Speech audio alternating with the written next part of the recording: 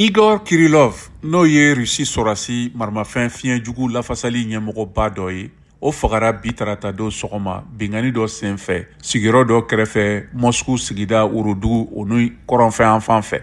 O bingani min ma teli ka kɛ, o kɛra Ukraine fɛ Rusi ka kɛlɛcɛ nin kan, Ukraine jamana kan. Rusi jamana ka lafasalitɔnba fiɲɛjugu fagali maramafɛn ɲɛmɔgɔba Igor Kirillov n'a dɛmɛbaga fagara bingani nin na min kɛra binganikɛlan dɔ daminɛ fɛ. O laseli kɛra Rusi sɛgɛsɛgɛli jɛkulu fɛ min ye sɛgɛsɛgɛli baaraw daminɛ fagali kama ani bingani ni marifa feere. General Kirillov san 54 min jalakilen don octobre kalo la Londres fɛ k'a sababu kɛ a y'a fɔra ko a ye marifa mugu jugu bila Ukraine na. O ye Rusi sɔrɔdasi ɲɛmɔgɔba ye min fagara Moscou kabini Rusi ka kɛlɛ daminɛna a sigiɲɔgɔn Ukraine jamana kan san 2022 février kalo la. A ye kulu min ɲɛminɛ tɛ kuma fiɲɛmugu jugu n'o ye nucléaire o marifa kisɛw kan minnu bɛ Rusi bolo. Igor Kirillov fagali n'o ye ko ye min ma teli ka kɛ Rusi jamana faba la min lakananen don kosɛbɛ. O yɔrɔnin bɛɛ la Ukraine lakana baarakɛlaw n'o ye SBU y'a jira ko u tun ye Rusi général jalaki ka ban tɛnɛndon ko